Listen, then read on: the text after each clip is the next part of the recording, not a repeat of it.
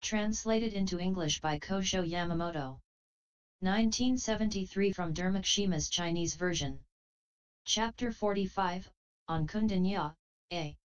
Then the world-honored one spoke to Kaundinya, material form is non-eternal. By doing away with this form, one arrives at the eternal form of emancipation.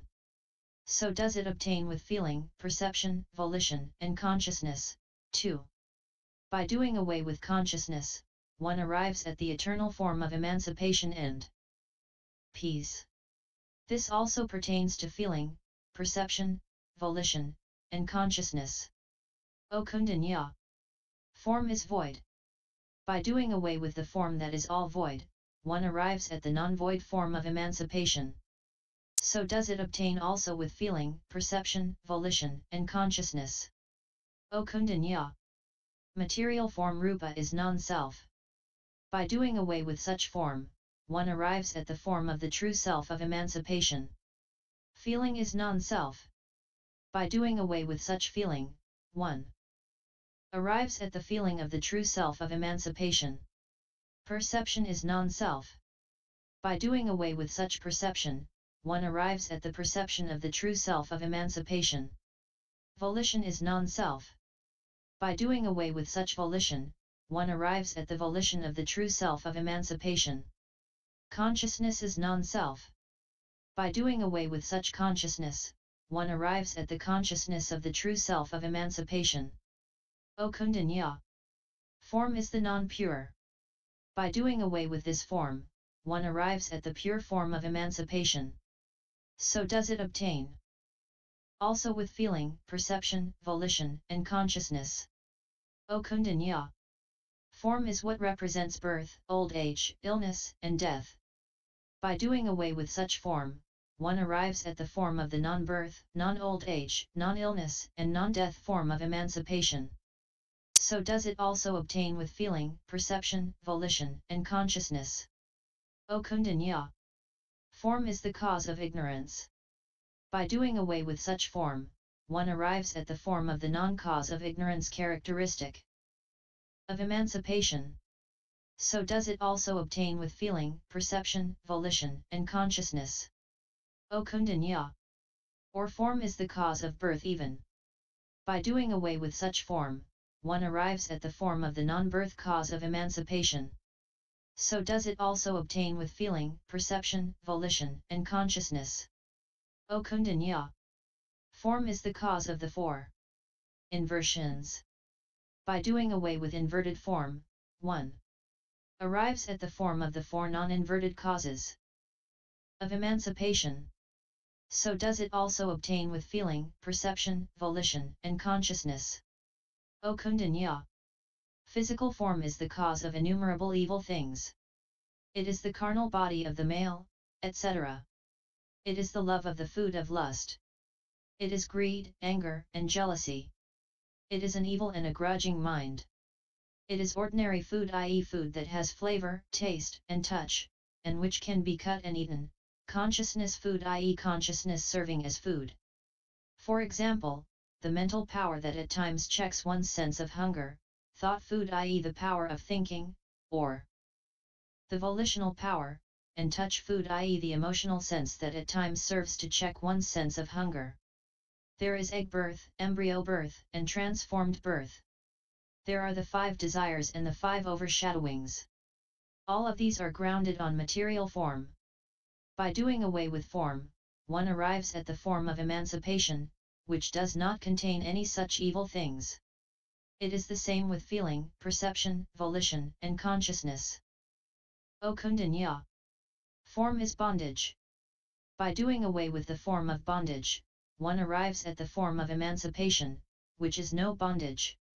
It is the same with feeling, perception, volition, and consciousness. O Kaundinya, form is a stream. By doing away with the form which is a stream, one arrives at the form of emancipation, which is not a stream. So is it also with feeling, perception, volition, and consciousness. O Kaundinya, form is non-taking of refuge. By doing away with form, one arrives at the form of emancipation, which is the taking of refuge. The same also applies to feeling, perception, volition, and consciousness. O Kaundinya! Form is the pox and warts. By doing away with form, one arrives at emancipation, which is not the pox or warts. The same applies to feeling, perception, volition, and consciousness, too. O Kaundinya! Form is non-quietude.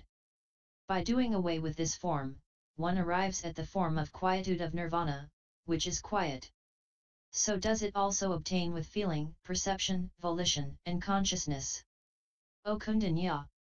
If there is any person who can so know things, such a person is a Sramana or a Brahmin, and such a one is perfect in the Dharma of the Sramana or Brahmin. O Kaundinya! If one parts from Buddha Dharma, then one is no Sramana or Brahmin, nor is there any Dharma of the Sramana or Brahmin. All Tirthakas speak falsely and cheat, and there is no action that is true with them. Also, they pretend to say that there are such too. But this is not true. Why not? If there is no Dharma of the Sramana or Brahmin, how can one say that here is a Sramana or Brahmin? I always give a lion's roar amidst the congregation. You, too, should do the same amidst this congregation. At that time, many Tirthakas were present, who, on hearing this, became angry and said, Gautama now says that there are no Sramanas and Brahmins among us, and that there exists no Dharma of the Sramana or Brahmin. What means shall we extensively adopt and address Gautama, to tell him that we too have Sramanas and the Dharma of Sramanas and Brahmins and the Dharma of Brahmins? Then, there was amongst the crowd a Brahmacharan who said, O all of you! What Gautama says is a thing of madness. There is no difference. What worth is there in taking up this point and worrying about it? All mad people sing, dance, weep, laugh, reprove, and praise. They cannot distinguish between enemies and friends. It is the same with Gautama, who says that he was born in the house of Suddhodana, or that he was not, or that when born, he took 7 steps, or not, or that from his childhood he learnt the things of the world, or that he is the all-knower, or that, at one time, he lived a palatial life, tasted all the pleasures and had a son, or that, at another time, he despised and reproved and reviled sensual pleasures, or that he, at times, practiced penance for 6 years, or that he condemned the penances of the Tirthakas, or that he followed Udrakaramaputra and Aradakalama and was taught what he did not know before, or that there is nothing that he does not know, or that he attained unsurpassed Bodhi enlightenment under the shade of the Bodhi tree, or that he did not go to the tree, and that he did nothing, or that Nirvana comes when the fleshly body has gone. What Gautama says is what a madman says, there is no difference. So why should we need to trouble ourselves over it? All the Brahmins answered and said, O Great One! How can we not but be troubled? Sramana Gautama renounced the world and said that what there was nothing but the non-eternal, suffering, void, non-self, and the impure, and our disciples heard his words and became frightened. How could we beings be non-eternal, suffering, void, non-self, and impure? We do not give ear to him. Now, Gautama is here again now, in this Sal forest, and tells people that there is the Dharma of the eternal, bliss, the self, and the pure. All of my disciples hear his words, leave me and listen to Gautama's words. For this reason, I am greatly worried. Then there was a Brahmin who said, all of you, listen carefully to me, listen carefully to me. Gautama professes to practice compassion. This is a lie. It is not true. If he has compassion, how can he teach my disciples and make them take to his teaching? The fruition of compassion is to follow the will of others. He is going against my wishes. How can we say that he has compassion? If Gautama says that he is not tainted by the 8 things of the world, this again is nothing but falsehood. If it is said that Gautama desires little and that he is satisfied with what little he has, how, again, can he deprive us of what is ours? If he says that he is born of a high caste, this again is untrue. Why? Since of old, we have not seen or heard of a great lion king who has ever caused harm to little rats. If Gautama is of high caste, how can he cause worry to us? If people say that Gautama possesses great power, this is a lie. Why? Since of old, we have never seen a Garuda quarreling with a cow. If he possesses great power, why would he quarrel with us? If it is said that Gautama possesses the power of reading people's minds, this again is a lie. Why so? If he is armed with this knowledge, how is it that he is dark in reading our minds? All of you. Once upon a time, I was with an aged and wise man who said that in years' time, there would appear an apparition. This could well be Gautama. And such an apparition is now about to pass away in this forest of sal trees before long. Do not be worried.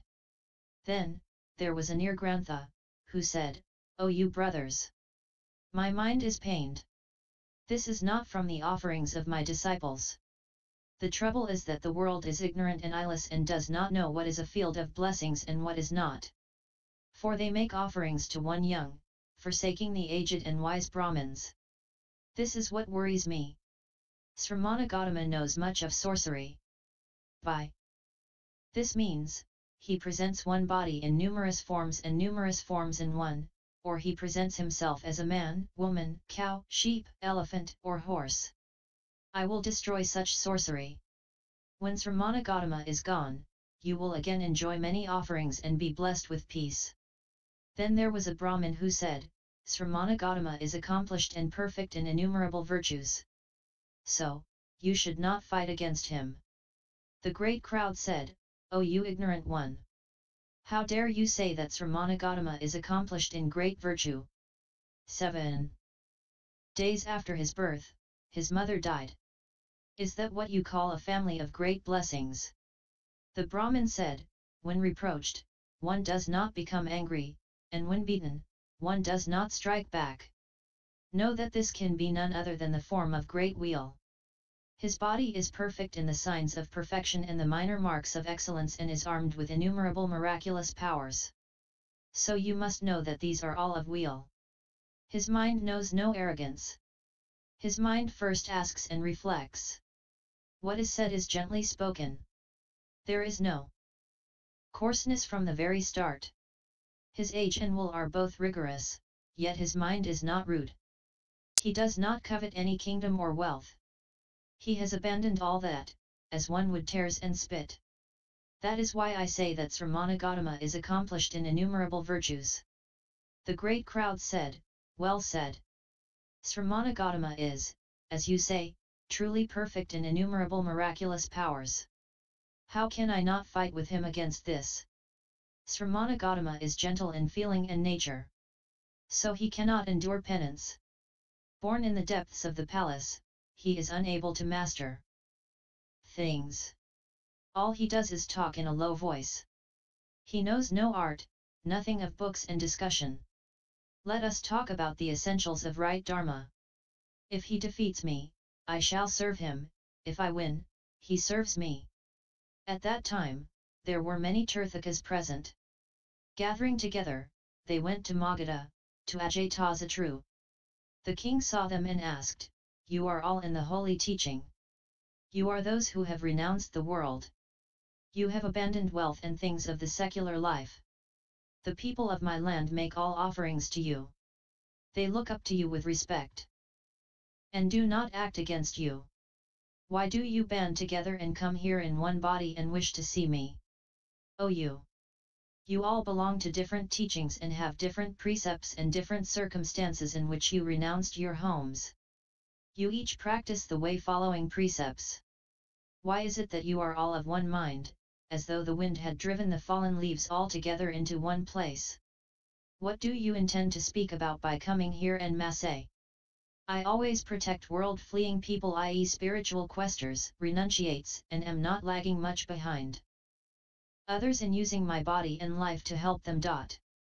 Then all the Tirthakas said with one voice, O great king! Listen to us carefully.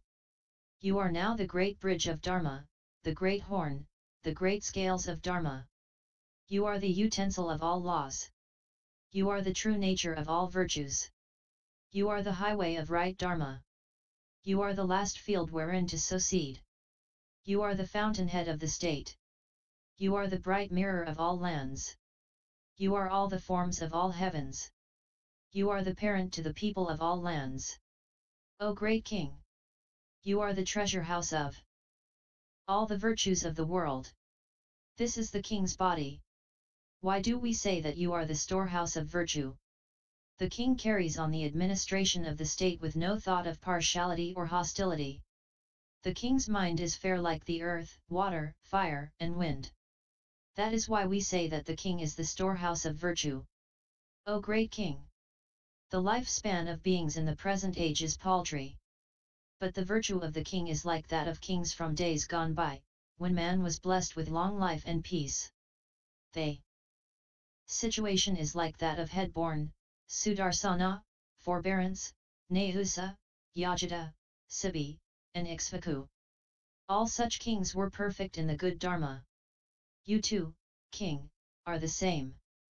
O great king! Due to you, the land is at peace and the people are doing well. That is why all the world fleeing love this state and uphold the precepts, make effort and practice the right way.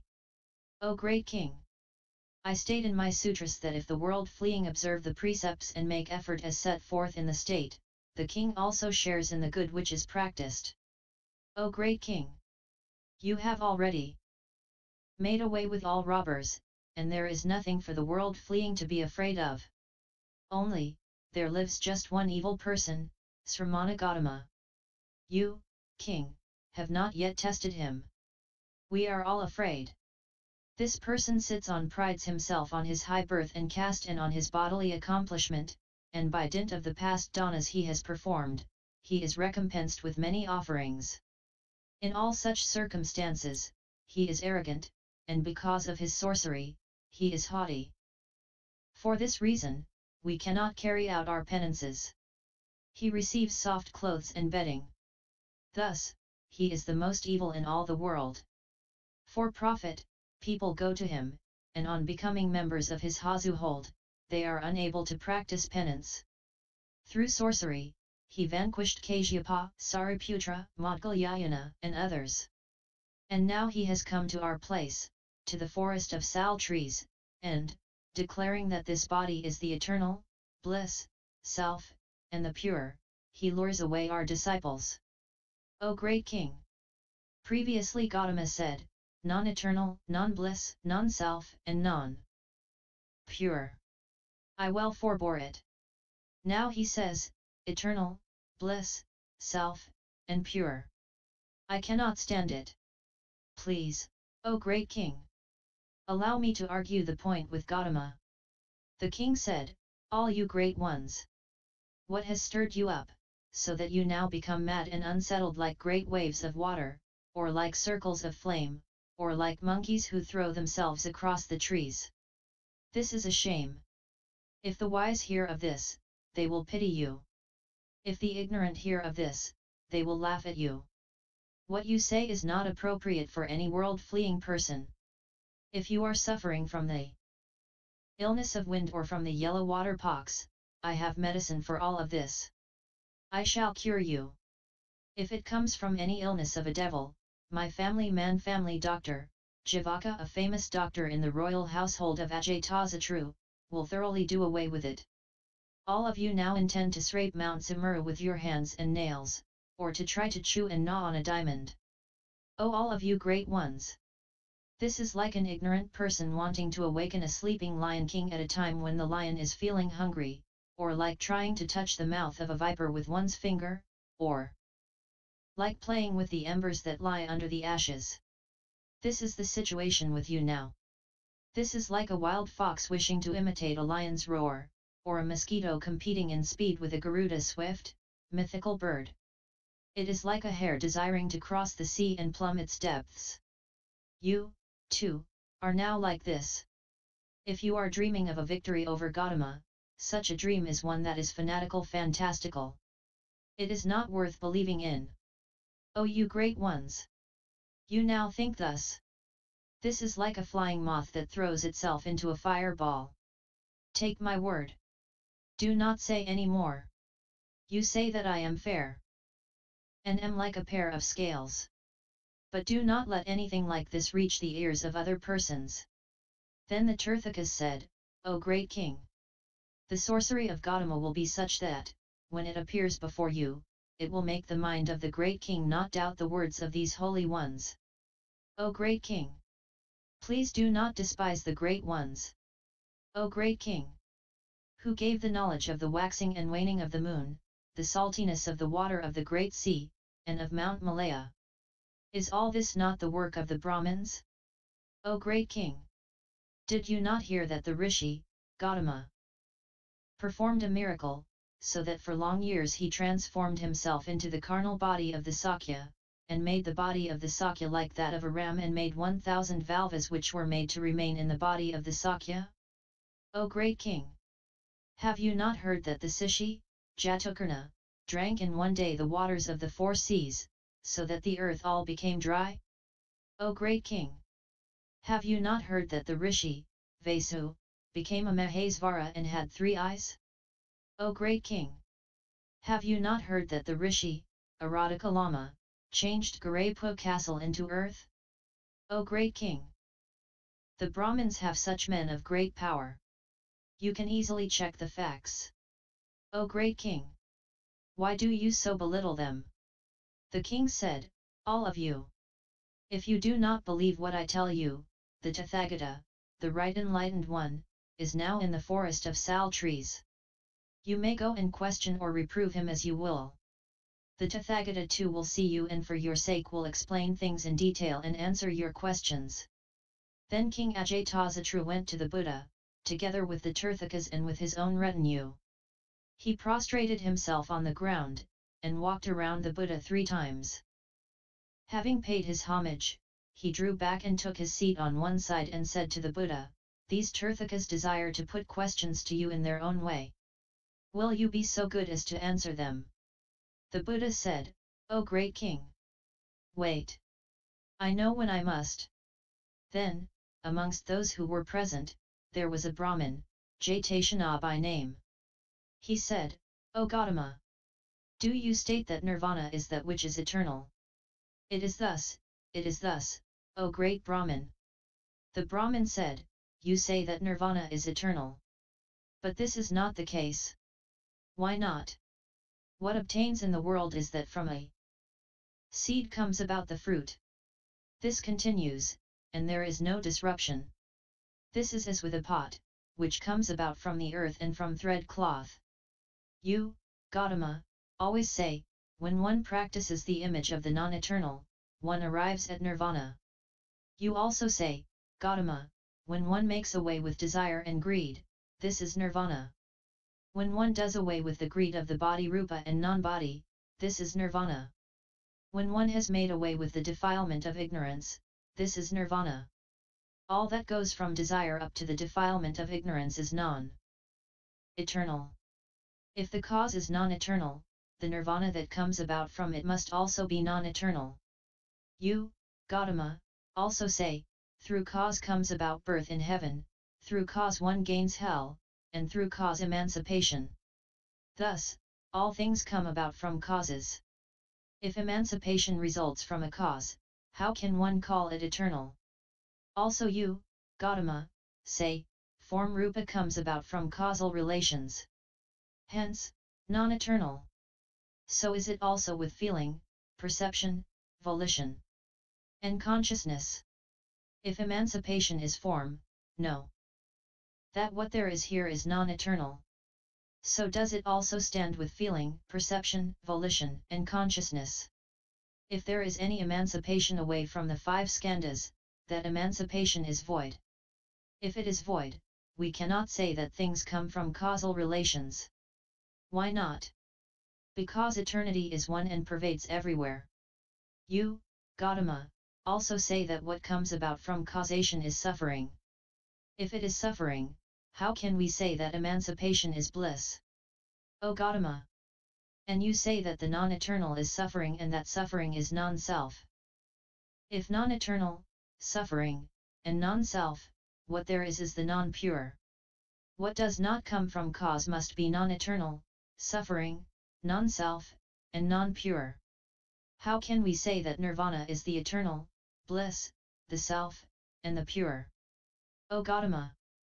If one states, eternal and non-eternal, suffering and bliss, the self and the non-self, pure and non-pure, are these not two terms? I once heard from the aged and wise that, if any Buddha appears in the world, he does not speak any double words. You Gautama now speak of two words and say, and the Buddha is my own carnal self. What do you mean by this? The Buddha said, O Brahmin! I shall now ask you about what you say. Answer just as you think. The Brahmin said, well said, Gautama. The Buddha said, is your nature eternal or non-eternal? The Brahmin said, my nature is eternal. O Brahmin! Does this nature become a cause of things within and without? That is so, Gautama. The Buddha said, O Brahmin! How does it become the cause? O Gautama! From nature comes about great, from great, arrogance, from arrogance, things, which are, 1. Earth, water, fire, wind, and space, 2. The 5 sense organs, which are, eye, ear, nose, tongue, and touch, 3. The 5 acting organs, which are, hand, foot, voice, the 2 sexual organs of male and female, 4. The all-equal sense organs of mind. These things come about from 5 things, which are, color, sound, smell, taste, and touch. These things have 3 root qualities, which are, 1. Defiling, 2. Coarse, and 3. Black. The defiling is craving, the coarse is anger, and black is ignorance. O Gautama! These things come about from nature. O Brahmin! Are these things that are great, etc., eternal or non-eternal? O Gautama! The Dharma nature that I speak about is eternal. All things, beginning with great, are non-eternal. O Brahmin! From what you say, it seems that according to you the cause is eternal and the fruit non-eternal. Now, what wrong could there be when I say that the cause is non-eternal, but the result is eternal? O Brahmin! Are there 2 causes in what you speak of? The reply came back, yes. There are. The Buddha said, what are the 2? The Brahmin said, one is caused by birth and the other is the revealing cause. The Buddha said, what is caused by birth and what the revealing cause? The Brahmin said, the cause by birth may be likened to the earth from which comes about a pot, the revealing cause is like a lamp that shines upon a thing. The Buddha said, of these 2 kinds of cause, is the nature of the cause one? If it is one, cause by birth may well turn out to be the revealing cause, and the revealing cause may turn into cause by birth. Is this not so? No, O Gautama! The Buddha said, I say that nirvana is attained from the non-eternal, but it is not non-eternal. O Brahmin! When we gain it through the revealing cause, we gain the eternal, bliss, the self, and the pure. When we see it from the standpoint of cause by birth, we gain the non-eternal, non-birth, non-self, and non-pure. That is why the Tathagata speaks in 2 ways. There can be no such 2 words. That is why we say that the Tathagata does not have 2 words. You say that you once heard from wise people who are now gone that, the Buddha appears in the world and he does not speak any 2 words. This is all very well. What is said by all Buddhas of the 10 directions and of the 3 times does not differ. That is why we say that the Buddha does not have any 2 words, i.e. differing statements. How do they not differ? What is declared as is, whatever is not is stated to be is not. Hence, one meaning. O Brahmin! The Tathagata world-honored one says 2 things. This is but to reveal 1 word. How do 2 words come to reveal 1? It is as in the case of the 2 words of I and form, which call forth the 1 word of living consciousness. So does it obtain with mind and dharma. The Brahmin said, O Gautama! You well grasp the meanings of such words. I do not yet gain the meaning that two words are one. Then the world-honored one spoke of the four truths. O Brahman! We speak of the truth of suffering, which is two and also one. This applies all the way down to the truth of the way, which again is two and also one. The Brahman said, O world-honored one! I now see. The Buddha said, in what way do you see? O world-honored one! We say truth of suffering. All common mortals see two things. But with the holy persons, what there is one. So is it with the truth of the way, too. The Buddha said, well said. You see well. The Brahmin said, O world-honored one! I have now heard Dharma and gained the right view. I shall now take refuge in the Buddha, Dharma, and Sangha. I pray that you will admit me into your order. Then the world-honored one said to Kaundinya, you now shave this Yadaishana and admit him into the order. Then Kaundinya, by order of the Buddha, shaved Yadaishana.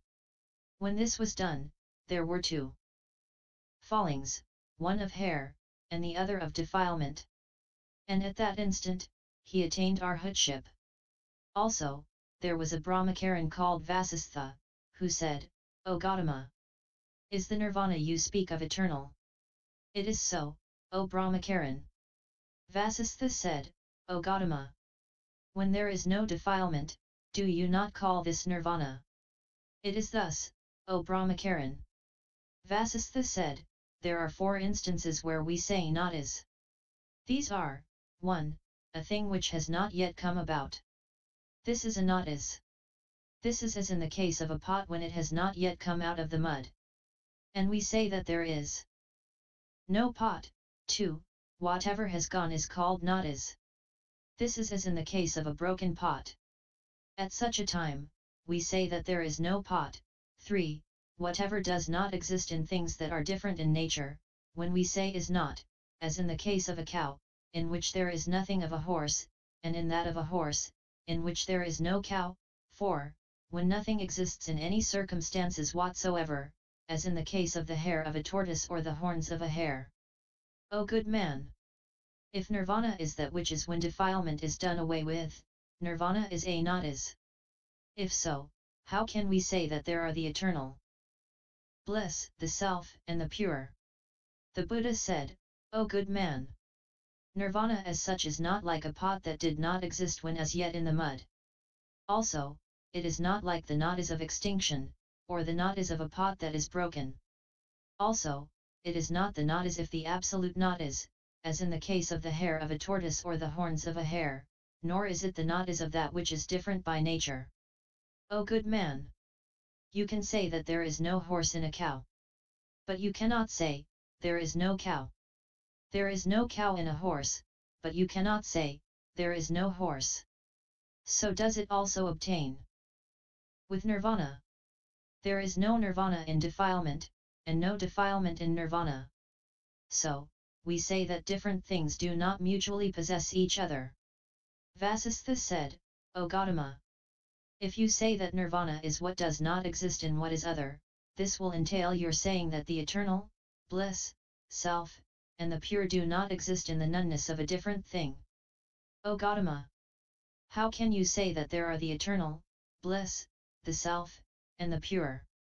The Buddha said, there are three nonenesses in what you say. The case of the cow and the horse is what was not before, but what is. This is what was not before. What was, but what is not any longer, is what comes about when a thing breaks up. The non is by way of differences as you say. O good man! We do not find these three kinds of not is in Nirvana. Therefore, Nirvana is the eternal, bliss, self, and the pure. This is as with one who is ill, where there is either, 1. Fever, 2. Illness from wind, or 3. Cold. These can well be cured by the three kinds of medicine. A person suffering from fever can be well cured by butter, one suffering from wind can be cured by oil, and a person who is suffering from a cold can indeed be cured by honey. These three kinds of medicine can indeed cure the three kinds of evil illnesses. O good man! In wind, there is no oil, and in oil no wind, or in honey, there is no cold, and in the cold there is no honey. Therefore, a cure indeed results. It is the same with all beings, too. They have 3 illnesses, which are, 1. Greed, 2. Ill will, and 3. Ignorance. 3 kinds of medicine will cure these 3 illnesses. Meditation upon impurity will act as a medicine against desire, that on loving kindness will act as medicine against ill will, that on the knowledge of causal relations will act against ignorance. O good man! In order to make away with desire, one meditates on non-desire. To make away with ill will, the meditation upon non-ill will is performed. To make away with ignorance, one meditates on non-ignorance.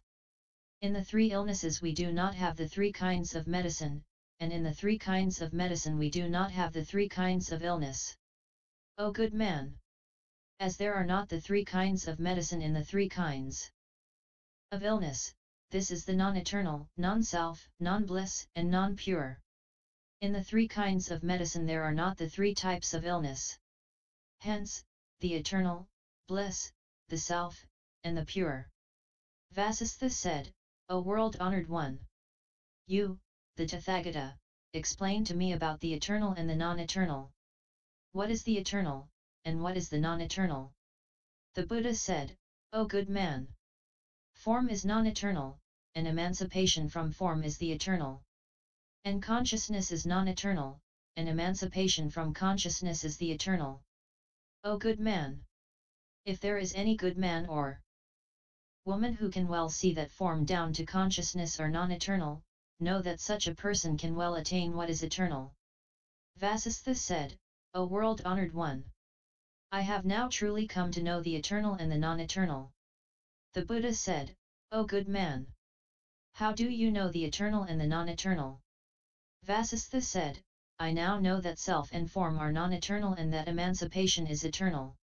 So is it with the skandhas down to consciousness. O good man! You now well repay to this carnal body what you owe. To Kaundinya, he said, this Vasistha has now attained the fruition of arhatship. Give him the 3 clothes, robes and a bowl. Then Kaundinya gave the clothes as instructed by the Buddha. Then, on receiving the robes and bowl, Vasistha said, O Kaundinya, greatly virtuous one! I have now gained upon this carnal body of mine a great karmic reward. Please, O greatly virtuous one, condescend to go to the Buddha and report in detail what has transpired with me. This evil body of mine has touched and defiled the Tathagata and now adopts his family name of Gautama. Please report on my behalf and say that I now repent of my evil self. I, also, cannot have this body of mine long in life. I shall now enter Nirvana. Then Kaundinya went to the Buddha and said, O world-honored one! The Bhiksu Vasistha repents and says, Obstinate fool that I was, I touched the body of the Tathagata and am now one of his group following. I cannot have this viperous body of mine staying long in the world. He now desires to make away with this body and comes to me and repents. The Buddha said, O Kaundinya! Vasistha has long amassed virtue at the places of innumerable Buddhas. Having now been taught by me, he is rightly abiding in the way. Abiding rightly in the way, he has arrived at the right fruition. You should make offerings to his carnal self. Kaundinya, thus directed by the Buddha, went to where the person lived and made offerings. Then, Vasistha, at the time of his cremation, performed many a divine miracle. All the Tirthakas saw this and said aloud, This Vasistha has acquired sorcery at the place of Sramana Gautama. Then, at that time, there was among the group a Brahmacharin called Sanika, who said, O Gautama! Is there self? They.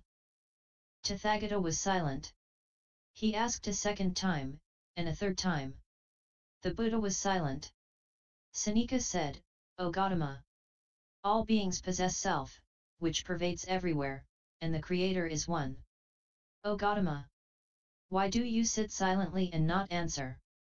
The Buddha said, O Sanika! Do you say that this self pervades everywhere? Sanika answered and said, it is not I alone who say so, but all the wise have also shown this. The Buddha said, O good man! If self pervades everywhere, all the beings of the five realms would have to gain the returns of actions performed it.